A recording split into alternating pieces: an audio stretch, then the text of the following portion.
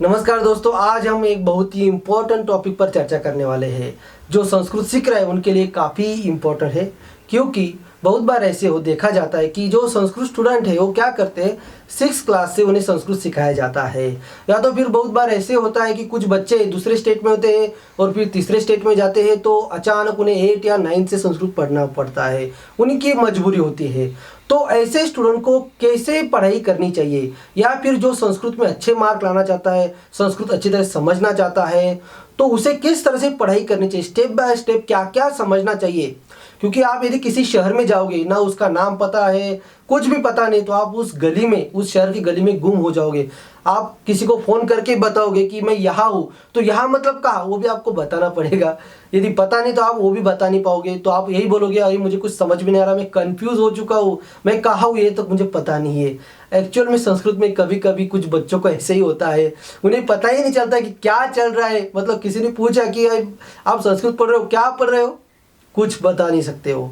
तो ऐसा ना हो और आपको संस्कृत अच्छी तरह समझ में आए, तो उसके लिए आपको कैसे स्टडी करना है, स्टेप बाय स्टेप आगे कैसे बढ़ना है। तो सबसे पहले आपको क्या करना है, और हमने एक ज्ञान ऐप बनाया, संस्कृत का ज्ञान ऐप बनाया। उसमें काफ़ी सारे क्विज है। कोई भी जो एग्जाम के लिए प्रिपेयर हो रहा है या कुछ भी कर रहा है, संस्कृत के लिए जो स्टडी कर रहा है, संस्कृत की स्टडी कर रहा है, उनके लिए वो ज्ञान ऐप बहुत ही बेस्ट है। तो आप वो ज्ञान ऐप जरूर इंस्टॉल कीजिए, प्ले स्टोर पर जाइए और ज्ञान ऐप इंस्टॉल कीजिए। सबसे पहले आप संस्कृत के वर्णों के बारे में जानकारी लीजिए, और हमने हर एक वीडियो, मतलब हर एक टॉपिक पर वीडियो बनाया है, ठीक है। तो आप स्टेप बाय स्टेप यदि आगे बढ़ोगे तो आपको संस्कृत अच्छी तरह समझ में आएगी। और फिर बाद में आपको चैप्टर पर जाना है, एकदम आपको चैप्टर पर नहीं जाना है।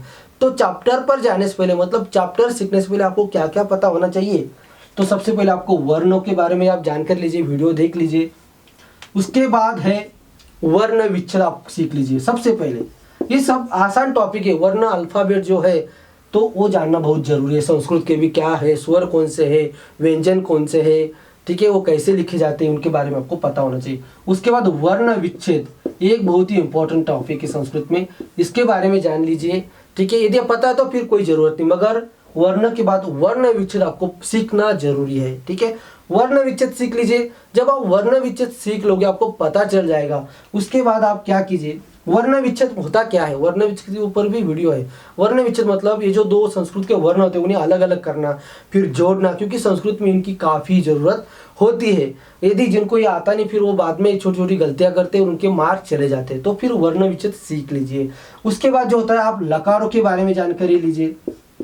लकार क्या है, ये लकार आपको स्टडी के लिए 5 लकार होते हैं। लकार मतलब जिसे हम टेंस कहेंगे, ठीक है। आप टेंस की जानकारी लीजिए, लकार मतलब टेंस, ऐसा आप समझ लीजिए। 5 लकार है, लट लकार, लोट लकार, लंग लकार, लुट लकार, विधि लिंग, ऐसे लकारों के नाम है। तो आप इन लकारों को सबसे पहले याद कर लीजिए। आपको पहले समझ में नहीं आएगा कि क्या है, मगर पहले याद कीजिए, कर लीजिए। लकारों में भी अलग अलग पुरुष होते हैं, प्रथम पुरुष क्या है, मध्यम पुरुष क्या है, उत्तम पुरुष क्या है, और हमने सब टॉपिक पर वीडियो बनाए, ठीक है। तो आपको जो जो टॉपिक समझना है अच्छी तरह से, तो वो पर्टिकुलर आप वीडियो देख लीजिए।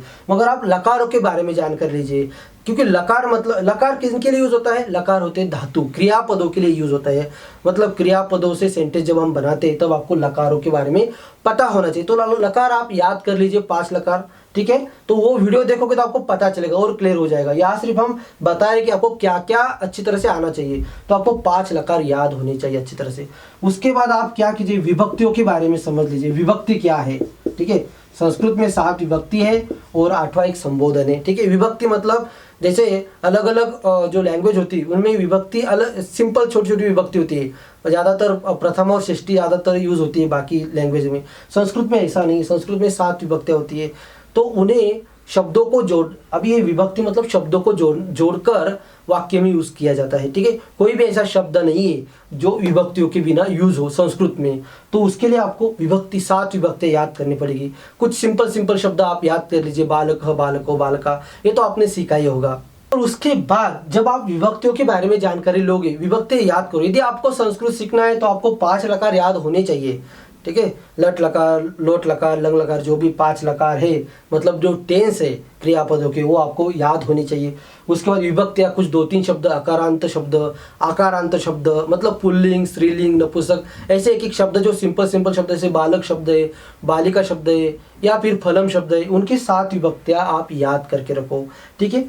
उसके बाद जो है विभक्तियाँ याद होने के बाद, ये सब आपको पता चलने के बाद फिर आगे बढ़ना है। आगे जब आप बढ़ोगे तो आपको पहले अभी लकार आपने समझ ली, लकार जब याद करोगे तो आपको उसमें 3 चीज़ें पता चलेगी, एक तो प्रथम पुरुष, दूसरा मध्यम पुरुष और तीसरा उत्तम पुरुष। तो आप इन पुरुषों की जानकारी लीजिए। अभी अब पुरुषों के ऊपर हमने स्पेशल वीडियो बनाया है, हर पुरुष के ऊपर एक एक वीडियो बनाया है। मतलब ये जो लकार है जब आप याद करोगे तो आपको पता नहीं चलेगा कि इनका यूज़ क्या है। जब याद हो जाएगा उसके बाद आप जब पुरुषों का वीडियो देखोगे, प्रथम पुरुष, मध्यम पुरुष, उत्तम पुरुष, तो आपको पता चलेगा कि इनसे सेंटेंस कैसे बनाते हैं। क्योंकि हमारा लास्ट जो पर्पज है वो है सेंटेंस बनाना। क्योंकि जब आप सेंटेंस बना पाओगे, छोटे छोटे भी सेंटेंस आप बना पाओगे, तो आपको संस्कृत सीखने में आसानी हो जाती है। तो सबसे पहले आप पुरुषों के सेंटेंस सीख लीजिए, देख लीजिए कि प्रथम पुरुष के सेंटेंस कैसे करते हैं। तो हमने डिटेल में अलग अलग वीडियो बनाए, तीनों पुरुषों के ऊपर अलग अलग वीडियो बनाए, प्रथम पुरुष, मध्यम पुरुष और उत्तम पुरुष। जैसे इंग्लिश में first person, second person, third person कहा जाता है, ठीक है, उस टाइप से। क्योंकि जब तक आपको फर्स्ट, सेकंड, थर्ड पर्सन पता नहीं चलेंगे इंग्लिश में, तब तक आप सेंटेंस ठीक तरह से बना नहीं पाओगे। उसी तरह से संस्कृत में भी है। तो आप पुरुषों की जानकारी ले लीजिए अच्छी तरह से। और फिर उसके बाद जो 6th टॉपिक होता है वो होता है कारक।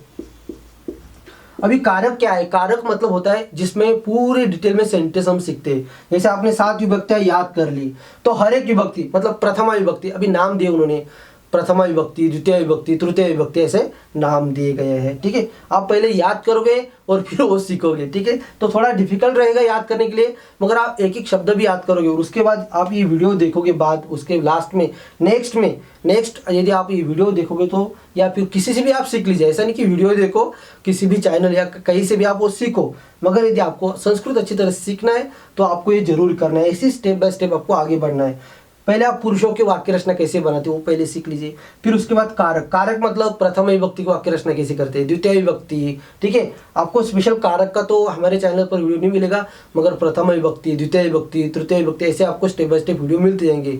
यदि आप लर्न संस्कृत फ्रॉम बिगिनिंग इस प्लेलिस्ट में जाओगे तो आपको काफ़ी आसानी हो जाएगी। यदि आप स्टेप बाय स्टेप वो एक वीडियो भी देखते जाएंगे, क्योंकि हमने एक सीरीज़ बनाई है जो बेसिक में सीखना चाहते हैं उनके लिए, तो आप वो भी कर सकते हो, ठीक है। तो कारक में आपको हर एक विभक्ति के बारे में जानकारी लेनी है, प्रथम विभक्ति क्या है, द्वितीय, तो उसके बाद जब आप ये सीख लोगे, तो जब आप उसके बाद जब चैप्टर पढ़ोगे तो आपको, या टीचर जो भी सिखाएगा, तो आपको 100% समझ में आने वाला है। तो यदि आप इस बहुत ही कम टॉपिक बताए मैंने, तो आप इतना भी करोगे स्टार्टिंग में, यदि आपको कुछ सीखना है तो पहले ये करो। और फिर उसके बाद ये संधि है, ये तो स्कूल में सिखाई जाता है, ठीक है, ओके। संधि है, फिर समास है, प्रत्यय है मतलब सफिक्स है, प्रीफिक्स है, ऐसे बहुत सारी चीज़ें छोटी मोटी, मगर बेसिक जो है, बेसिक आपको ये इतना पता होना बहुत जरूरी है। और हमने एक ज्ञान ऐप बनाया, संस्कृत का ज्ञान ऐप बनाया, उसमें काफ़ी सारे क्विज है। जब आप ये सब सीखोगे उसके बाद प्रैक्टिस के लिए हमने एक ज्ञान ऐप बनाया।